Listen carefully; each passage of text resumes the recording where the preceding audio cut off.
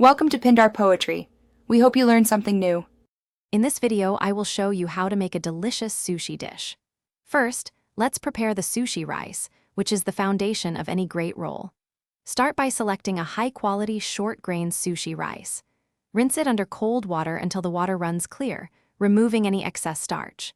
Then, cook the rice using a 1 to 1.25 ratio of rice to water, ensuring it's perfectly fluffy and sticky. Once your rice is ready, it's time to assemble your sushi.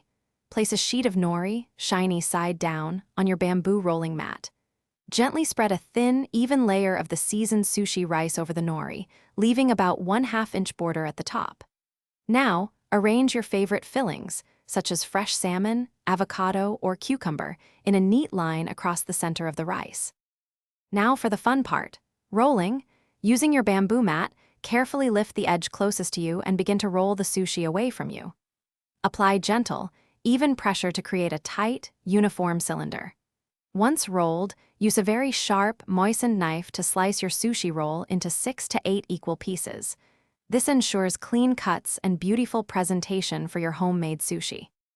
Finally, it's time to enjoy your culinary masterpiece. Arrange your sushi pieces artfully on a plate and serve them with traditional accompaniments like soy sauce, a dab of spicy wasabi, and some refreshing pickled ginger. Savor the incredible flavors and textures you've created right in your own kitchen. For more great deals, and to grab some Little Trees black ice for your car, check out the links in the description below. Enjoy your delicious homemade sushi. Thanks for watching. Consider subscribing if we helped you.